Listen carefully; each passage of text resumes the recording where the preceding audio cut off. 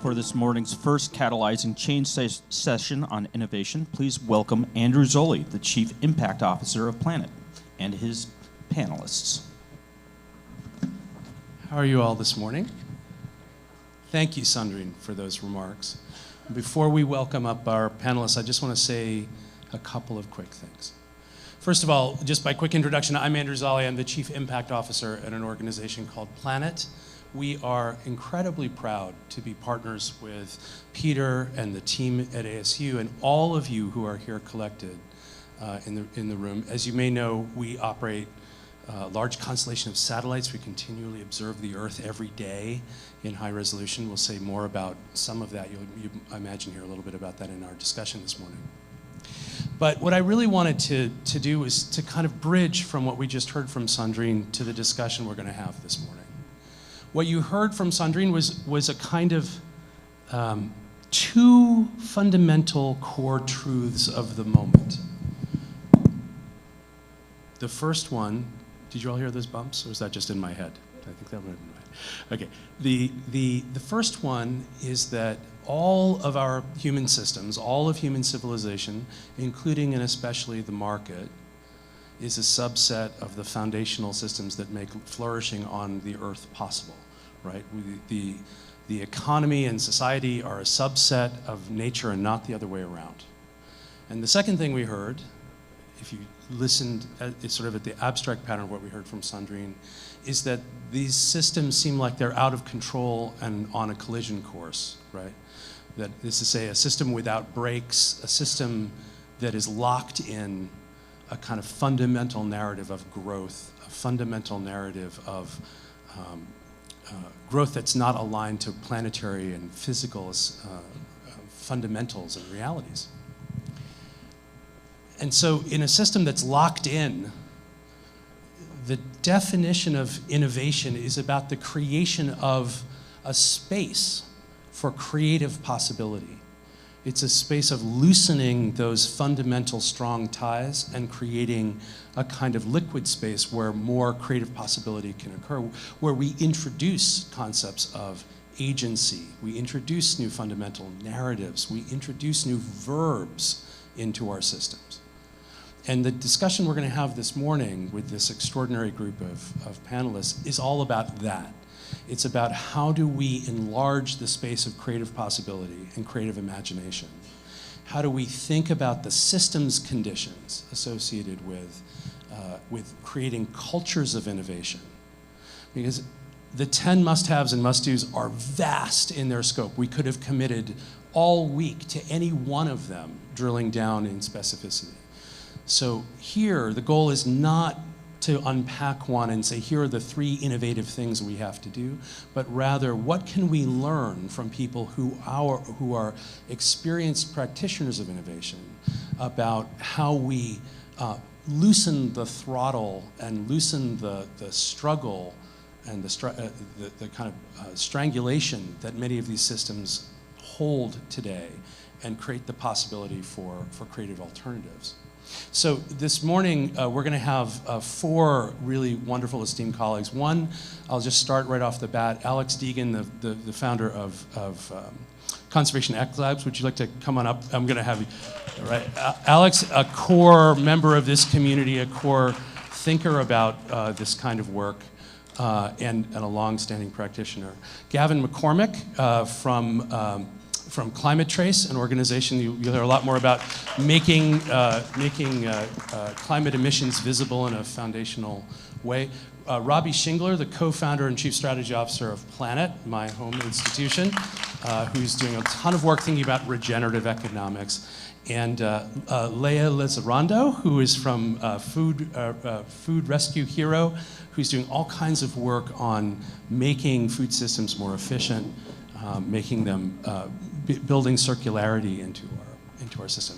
And so every one of these folks, we could dedicate a session to their work, and we're going to try and create a conversation between them and a conversation with you. And so I want to just have you first, colleagues, just share a little bit. Do you have a mic? Okay, good. Just a little bit about the work that you do. And I'm going to when I think about systems innovation, I think about kind of almost like a kind of physical language of innovation, like the introduction of verbs and gestures, and in part of the kind of syntax of how we think about innovation in the system. And each one of you represent a different piece of that. So I'm going to start with Gavin, actually, if you don't mind. Gavin's work at Climate Trace really is about sort of a foundational aspect of innovation in complex systems, and that's about making the invisible visible, because something we like to say at Planet, and you can't fix what you can't see, you can't manage what you can't measure, and many of the dynamics of these systems are simply invisible, or they're so large and abstract that they feel like they're outside the scope of normal human cognition. But you've been working to bring those vast abstractions into the domain of human consciousness. Do you want to tell us a little bit about that work? Sure. So I sort of essentially do two things. First, I'm a member of the Climate Trace Coalition. I'm the electricity lead of a group of about 100 collaborating nonprofits, universities, and scientists who are all using artificial intelligence, using planet data and other sources, to look from space at who is causing climate change. So we already know how many emissions are in the atmosphere, but the names and contact information of the owners and operators of every facility causing emissions worldwide have not previously been revealed. And so we are about to announce at COP28 moving from a project of about 70,000 to about 70 million of the largest sources of emissions worldwide. I actually prepared a slide just to give you a sense. Yeah. Can we pull that slide up if it's available? So last year, our collaboration was able to give a sense. This second slide is giving you a sense of the detailed information you get, but basically we have a map of the world. We have many collaborating scientists able to use artificial intelligence satellite imagery to see from space who is causing those emissions. And we've been able, using trade journals and other machine learning, to get a sense of the names and ownership information of all these facilities. So from power plants and steel mills to forests burning down, we're basically trying to trace who would actually have to do something to reduce emissions. And the other half of our data is a little more positive. Instead of just pointing fingers at polluters, figuring out, now that we have more detailed information about what's causing climate change, are there better solutions than we already knew about to solve it? So just to give you one example of something data like this is unlocking, we've said before that we must triple renewable energy. I would actually now question that hypothesis. We now have data that says that one solar panel can vary dramatically in the emissions impact it causes based on where it's built. If you build it in South Africa, where it's going to knock out one of the world's dirtiest coal plants, it will not cause nearly as much reduction in fossil fuel consumption as if you build it in California, where it will replace considerably less dirty power plants. We now know, through data like this, that if we were to invest more heavily in renewable energy in developing countries, where particularly the fossil fuel emissions that are marginal are dirtiest, the same amount of renewable energy could reduce fossil fuels a lot faster. So we're hoping data like this will unlock more positive solutions. Thank you. That's great. That's great. Thank you. Leah, tell us a little bit about your work on creating a DoorDash for food waste. Yeah, so many of us here know that food waste is one of the leading causes of greenhouse gas emissions. And I think, while what we do is extremely functional, so we connect sources of food surplus to those who need it and have a network of volunteer drivers, so you can imagine you've seen this model everywhere.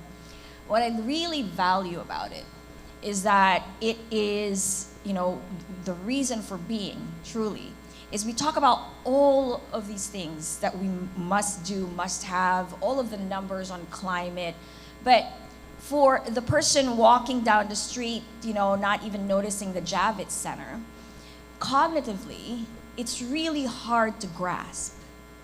But when we ask them to create single, simple actions, such as filling their car with food that would have been thrown in the garbage, and then letting them know that cumulatively their actions, removed one car from the road for a year, then cognitively they can understand, that these actions can make an impact. And that's really kind of the gateway for every man on the street, to take action, to really notice, and to remove the sense of despair that they have for this big, big problem that we have, that is climate. And I think a lot of times, we're all scared to deal with messy human behaviors. But for all the work that we were doing with, big technology, if we don't try to change people's minds, none of this will go beyond what's academic. So that's really the magic of what we do. And tell us a little bit more about how many, I think is it in 75 cities now? So the goal is to be in 100 cities by 2030. We're currently in about 25 cities. And when I started working with Amanda 4 years ago, we were in 5. And I think our drivers have now completed over 500,000 trips. And tell us a little bit more about how it works. Bring it to life for us. Yeah, in a sense so it's technology that's essentially what a DoorDash driver sees. You see where the food is coming from and where it's going, and you turn on the app, and if you have free time, even today, you can take food from one location to the other. And it could be 2 meals, it could be a carload of groceries from Whole Foods, which happens unfortunately too often. And then you take it to an NGO. So in that sense, when we talk about the must-haves, this one network model, looks at just economies. It looks at equitable access to our resources because, it equalizes and tries to bridge this disconnect between surplus and need. And then finally, it's all about healthy food because 60% of what we waste are fruits and vegetables, which is not available to people who are experiencing poverty. I'm going to come back to that and draw a through line through some of your work, but let me turn to Alex for a minute. You mentioned the kind of fear of the messy human in the middle, and I think of Alex as you as a sort of master orchestrator of human capability and platform and incentive to kind of unlock these larger creative spaces. And I think it'd be great for everyone to hear a little bit about how those 3 pieces fit together in your work. Yeah, so my co-founder, Paul Bungie, who's here, and Paul was at XPRIZE. I was chief scientist at USAID and building a DARPA for development. And we realized that innovation was actually something that we critically needed for conservation, that the problems were increasing exponentially, but our solutions were linear. And we also had this problem that 43 years ago, right, conservation was established, 53 years since the first Earth Day.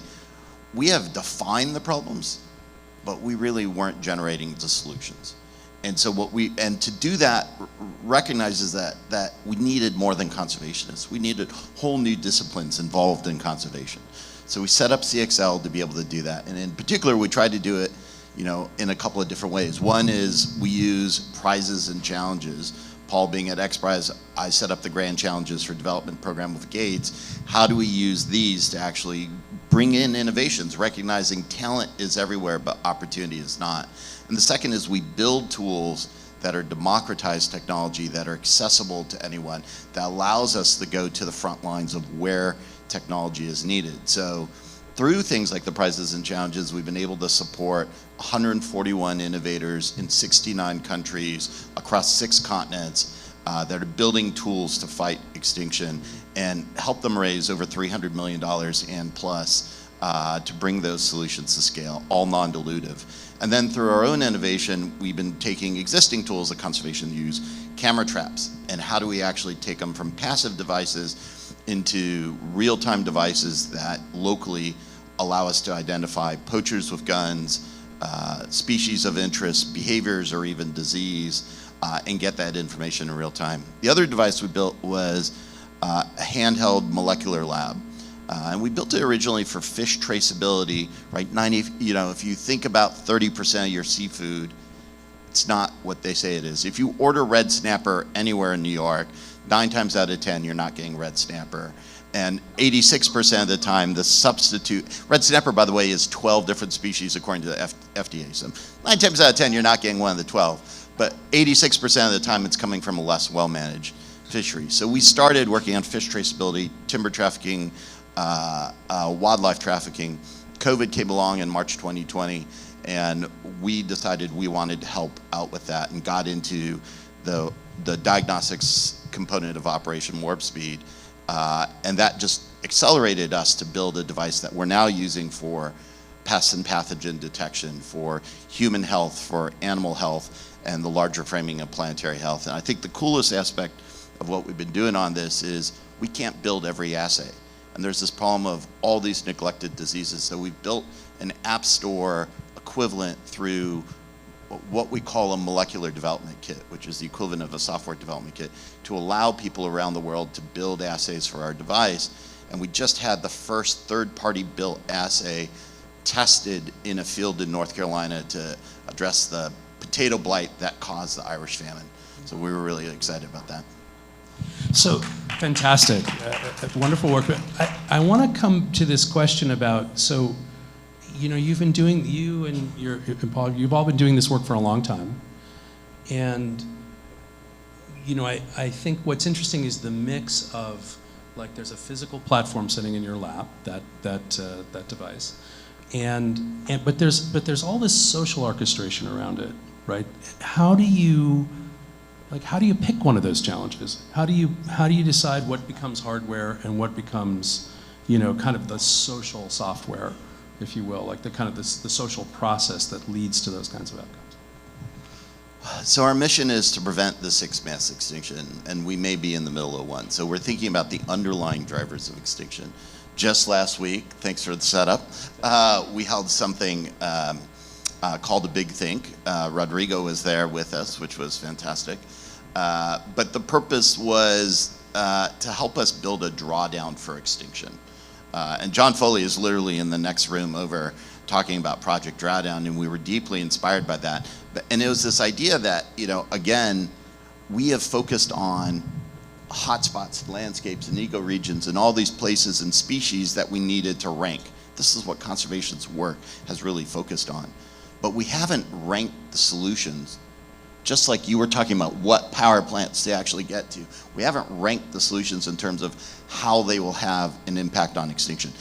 It's a much more difficult calculus than gigatons of CO2 removed, but doing that allows us to, at least for ourselves, say, are we making the biggest impact of the dollars that we have? And could we influence how other people are thinking about the solutions?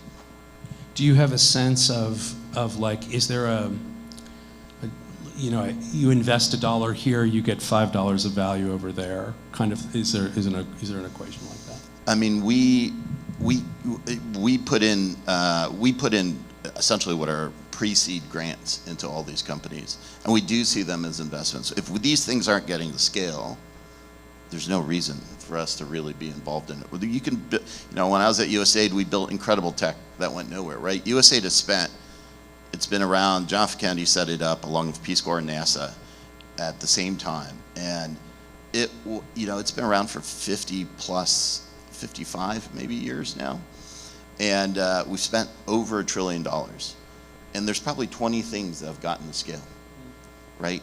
With over $1 trillion in 50 years. That's a terrible record, I hate to say, right? And if we're not focused on scale, and I think it's probably true of all the global development agencies, then we're not being successful in what we're trying to do. It's interesting, you know, Silicon Valley in some ways makes those kinds of investments, right? They're if you were a VC and invested $20 trillion and got 20 scaled returns, you probably wouldn't be a VC for very long. So I appreciate that.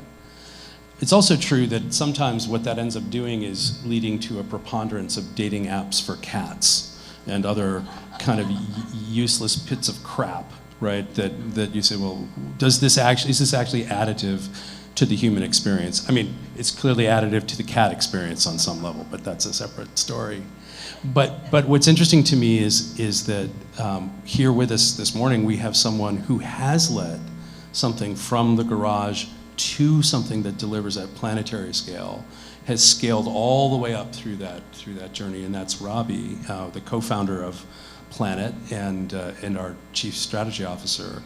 And I'd love to ask you, Robbie, before we pivot to some other thinking about how the regenerative economics work I'm going to ask you about in a minute, is just to talk about that journey, like the connection between the founding instinct of Planet and the kind of structure that we've taken on as an organization, and sort of how does all that fit together for you as the founder? Sure. Yeah. Thanks, Andrew. And I think the things that I've learned over the last 12 years since we started the company is that it really isn't so much about the technology. I've been fortunate enough to, grow up, and I'm a child of the modern world, right? I'm American. I was a physicist, still am a physicist, and learned about the world in its little constituent pieces, and good systems thinking and good engineering approaches. But that does come with a particular worldview, one that is a little bit more reductionist, one that is solving a problem rather than in reality. Everything is more connected than that, and you can only respond, and it is an infinite game. But starting from that perspective, we changed the economics of space, and we did that in order to do a mission to scan the whole world every day. And fortunately, one thing you didn't necessarily ask is, but if you're ever doing a huge, ambitious project, do it with people that you love. They influence you, you influence them, and it shows. It shows in how you show up every day, and then also what the effect is of your time together. So we had a lot of deep intention around this, and so much so that the industry that we're in, space, is really all about governments. It's really all about big, huge science missions or big, secret national security missions. And we wanted to do something that was more for humanity, more for the planet. So over the years, I've learned a lot about more of the social technologies than the hard technologies. And that kind of veil of ignorance was lifted, and that's really the polycrisis that we're in today, is more of our coordination challenges. Thankfully, they are all human invented, right? There are ways in which, and there are pockets of innovation all over the world that's happening, that you can take some of those solutions for whatever you're building so that you can do it with intention. So one of the things that I've learned a lot over the last few years is around corporate form, right? Around law. We chose to go public as a company, right in the middle of this economy and the underlying infrastructure of a linear-based extractive materials and petrochemical economy. But we did it as a public benefit corporation, so that I, as a board member, am liable to shareholders and my stakeholders. And thank you. And who are those stakeholders? Who are the stakeholders? I can go through all of them, but it really is, it's encapsulated in our mission, in our statement, that is in our bylaws, which is to accelerate humanity toward a more sustainable, secure, and prosperous world. And as you can see what Gavin's doing here, this is super useful for sustainability and for enforcement, which is security. And if we are to have a prosperous world, or if we are to use social technologies to change the rules of the game around how humans interact with one another and get toward more of a circular or regenerative economy, we need really good laws. We need really good enforcement. We really need good security. And also to bring nature into the lexicon, into the balance sheet of organizations, whether you are a family, or a community, country, or a company. And so that's what I feel is awesome and hopeful, because it's true we are fucked, but hopeful is we need to change a little bit of... There's a t-shirt slogan right there for us all. But I believe what we need is we need a new dream for the modern world. We need to know what we're moving toward. Most of the activities that are happening this week is really all about triage. You know, it's not fundamentally changing the logics of how we interact, how we see nature, how we see ourselves as part of nature. I mean, it's a bit of a consciousness shift, a new dream that you know, all of us need to A, remember who we are, but then B, actually be in right relation with one another as well as with nature around us. And you know, if you unpack all of that, that's why I'm super passionate about trying to move us toward a more true cost economy or a more regenerative economy. And that leads to more resilient local communities and allow for us to kind of shift off this trajectory, because our GDP growth mindset is completely one-to-one coupled with material use as well as oil, and it's that curve is not bending. You know, it's amen.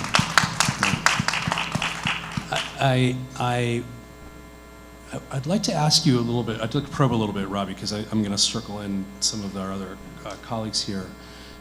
The relationship between things that today are considered externalities and bringing those externalities in, right? In fact, actually, all of you work in that space, right? You know, that I'm reminded of this quote by a favorite philosopher, Francisco Varela, who says, he's since passed, but when a system is in ill health, one of the surest pathways is to reconnect it more with itself. That is just literally enabling the system to be understood in a more holistic way. And if there's one thing that's true about capitalism is that, you know, ever since the invisible hand of the marketplace, markets have tended to treat nature as hyper-abundant, self-replenishing, and free. And we certainly, if that was ever true in Adam Smith's day, it's certainly not true today. And so, you know, I wonder about is it that we want to bring these externalities into the system as it is, or is it that we want to reinvent the system as it is and have those externalities support the system? Like, what do you see as a regenerative? Like, where's your thinking taking you? I do think it's probably worth looking at a blank slate in case there is some sort of a music stops moment. Hate to say that, but it is true. You know, this current financial system that we're in, the rules of the game was set up after World War II. And if you actually look at the economic history of the United States, there have been 4 different types of economies, and they all happened after a shock. You know, it happened with the Civil War, it happened with, well, the founding, the Civil War, and then the stock market crash, and then World War II. So, like, we tend to think that they're static and they're not, right? So I think it is important to, you know, imagine what would a true cost economy be like, being in right relation, so that you can kind of move toward that future and also be prepared in case there's an opportunity for the right stakeholders to be in the room when new rules are going to be designed. However, the transition is something that I think about of going, you know, moving capital away from climate risk and moving capital toward, and moving value toward natural capital, and then triage. And so when it comes to internalizing externalities, that's using legislation that we have today, right? If you can measure something and people have a permit for it and then they break their permit, they get fined. They get fined, that's an incentive to clean up their act or to maybe do something, change their supply chain somehow. And that's just an evolution around moving away from climate risk with a fine. And then, of course, we have 2 other things that government, this is, by the way, so much of this is around government. Like, they set the rules of the game. They put out the incentives for changing behavior. And that is either with subsidizing something, or actually giving out concessions. So we have to phase out subsidies that we've had in agriculture industry, at least for a long time. and exactly our food systems, and then we should begin to fine polluters. So, but like all these systems are right here, and we now have the technology to be able to do it, and it's trusted. Gavin's got a list. Yeah. He knows. No, but we know where the forward-leaning regulatory bodies are on the planet. California is one of them. Colorado, right? And also with this type of data, even with marketing, you can actually see what truly is underneath the economy of, say, Norway. I love Norway. But like we have to be kind of honest around where this wealth came from and at what cost. And I think with this, the poly crisis that we're in is really only going to accelerate. And so it's important, I think, for people to be clear-eyed on what we do know today, and also recognizing how quickly some of the social technologies can move forward. And some innovations I do want to say is in Latin America. What's happening with respect to how frequently those democracies actually redefine themselves. How often, which is not necessarily good, but in some cases there's innovation, right? You can see some of these new constitutions that have come out that actually are more of a plurinational state with a lot of sovereignty that's given to indigenous nations, and to have land rights for nature. Which essentially allows for nature to be seen as a legal person, which is the vernacular that we talk to within the social technologies. And that is a stakeholder. And so then if you give voice to that, you begin to actually see your economic system a little bit differently. And then you can see that as true natural capital. And that is to not financialize, but that is to actually design within the system and the rules of the game. And in some cases of these indigenous communities, they don't have dependency pathways that we do, reliant on a linear extractive-based economy, right? So that infrastructure layer is ripe, right? So there's quite a bit of innovative pockets that are happening all around the world. We do need a good learning community of those. And I think that Global Futures is part of that, to allow for more people to be in here to then learn from one another. And it's more of a South-South activity. Yeah, one of the, I'm an evolutionary biologist, but I'm also a lawyer. And one of the most important things I remember. I love and hate you. Thank you. But law is the fabric of our social contracts, right? It's how we make things work, and that's why I liked it. Didn't like the other lawyers as much, but I liked law. But in property class, I read about this really important. There was this great Supreme Court case called Sierra Club versus Morton. And it just builds on what you said. And it was Justice William Douglas in that case. It was Disney trying to build a ski resort, I think in California. I think it was Snow King, or Mineral King was the mountain. And William Douglas, in a separate dissenting opinion, said that trees should have standing, because this is actually the biggest barrier. You as a taxpayer cannot sue the government for cutting down a national park or a national forest, right? So your idea of nature as a person, I think is one that we really need to pursue. Like, how do we allow? Yeah, absolutely. And Mount Taranaki is the third one. And the interesting thing about Mount Taranaki is that it can hold assets. So it can get to a point where it can actually own itself. So that, yeah, we can talk more about that. But can I ask a question? Yes, please. So the challenge I have is Trump and Bolsonaro. And, we just lost one of the biggest advocates for nature in Africa, which was President Bongo, right, of Gabon. Gabon and we're seeing democracy, the great wave of democracy throughout the world, quickly pull back. How do we make these things political proof, right? We're seeing the rise of autocracy. We're seeing a lack of faith in government. And I know we have more must-dos on this, but these systems have to work no matter who is in power, not just for those who will support us. Yeah, I mean, I think it comes back to what is that positive future that we're going after, and remembering who we are. So The divisiveness that we currently have today is an effect of many things, but one of which is that we're actually not that connected to place and to one another. And I think a lot of the rise of, at least in this country, some of that polarization is because the effect of the system hasn't been working for them for a couple of generations, and it's isolationist, and we're disconnected, and we want something else than is there. And that doesn't mean that it's the right thing, but I think it's part of a broader challenge around, like, what is our story? Like, what is this evolution of humanity?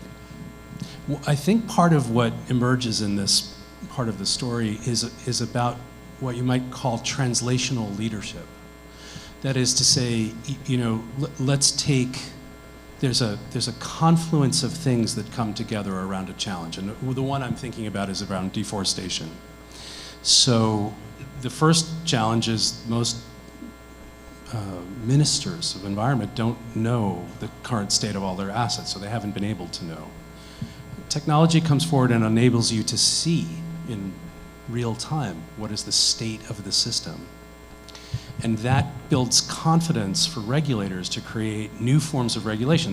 The EU has just passed comprehensive, what's called the EUDR, the European Deforestation Regulation, which says, now that we can see how the system is behaving, we will not allow deforestation-linked commodities to be imported into Europe. And that, in turn, spurs a market signal. So now there are software companies racing in to saying, how do we create certification systems that can be embedded in the global supply chain so that we know that these, this particular agricultural product was not linked to deforestation. You sort of, and the challenge there is about orchestrating technology signals and policy signals and commercial signals.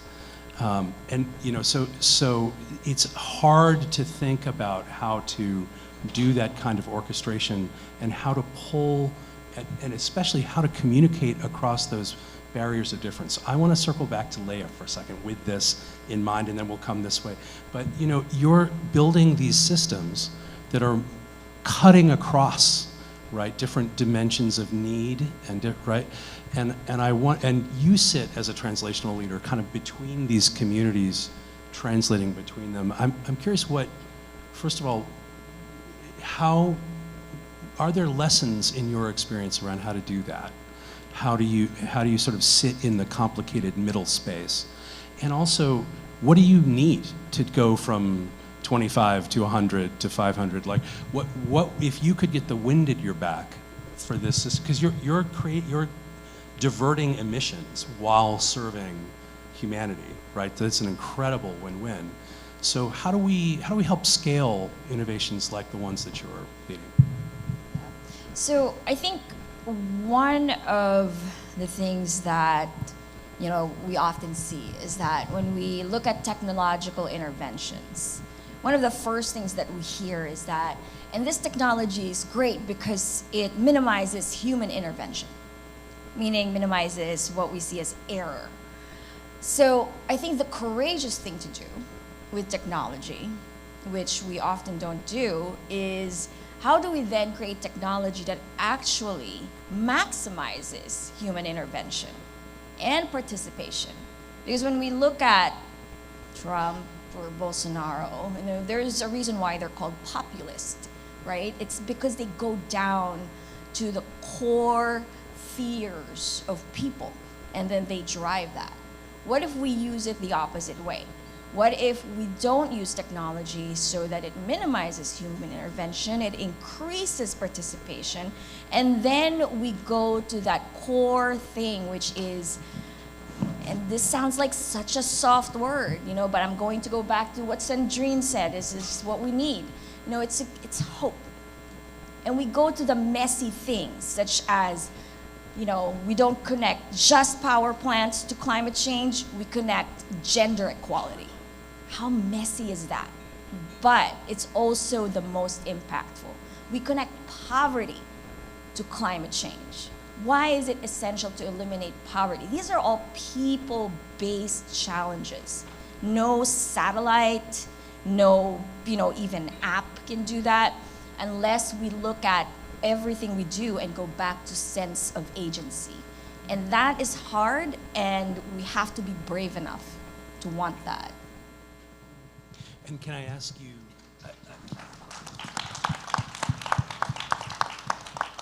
I have to say, as the moderator, it would have felt weird to clap by myself, so I'm really glad that you guys. I think that's beautifully said, Leah. I do want to ask you to think about. You may not have a perspective on it now, but in the sense that innovation is, especially over very complex domains, is intrinsically a team sport. It intrinsically involves coalition building and translation of agendas in complex coalitions to be able to build the systems. How might we help you? I mean, I absolutely believe and concur in the need for trust and hope, which are at the center, and hope emboldens trust and builds trust. And right now the system is absent trust, in really significant ways. But I'm very curious about how we help scale your efforts. There's a really simple answer to that. And I'm going to again go back to Sandrine here. How do you help innovations such as this? Is how you help any innovation. Money. You give it funding. Right. And that's really the core need of all of these technologies that are trying to survive in this world where the exchange is only to shareholders. Yeah. Gavin, let me come to you, maybe we've watched very closely this work. You intrinsically are working in coalition. Climate Trace is itself a coalition of actors, very substantially supported by the Nobel laureate and former Vice President Al Gore. You're holding a coalition of organizations together. And I'm curious, we watched you go from we think we can do this to we can do this for a whole bunch of different sources to apparently 70 million sources. But behind that, it sounds like market actors and commercial actors are starting to engage in that signal. Can you tell us a little bit, like, what's happening? What's the response to the signal you're producing? Sure. So one thing I could say is, coalitions are hard. And so I think we had this fear that what would happen is the technology would be built and then that would be it. I've found, just to be very frank, it's really easy to get a journalist excited about, like, we can point out the bad guys. It's really hard to share news when actually there are fewer bad guys than we thought. One of our findings is that there's been less lying about emissions than was popularly believed. So one of the most significant findings that's been really hard to raise awareness of is that the nations that are members of the Paris Agreement have been inappropriately skeptical of each other. It turns out that the data are more accurate than the various negotiators believed, and that has been a really hard story to raise awareness of. So I think one of the really interesting things I've learned is it's easier to get a coalition around arguing there's a bad guy than arguing something is working. And so one story I'd like to share that doesn't get as much press is we have dealt with a very large number of corporations. Many corporations are part of the problem, others are not. It can be really hard to know who's who. And so we've been dealing with a really large number of corporations who are very, very interested. We just had a very successful meeting yesterday. I can't quite name the names yet, but we'll soon be announcing a large number of companies that are committing to swap out their supply chains only to buy from companies that we can see from space are producing materials with a low carbon footprint. And the suppliers are paying attention. So I hope what we're going to see is that those companies and those governments who are doing things right, we talk more about that instead of only talking about the ones doing things wrong. And I think we're going to see a big breakthrough to be honest at COP.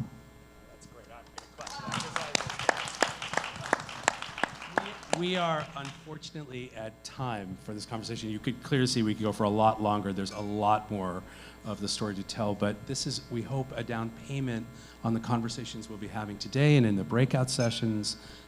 Please find all of our panelists, and please thank all of them with me for a great conversation.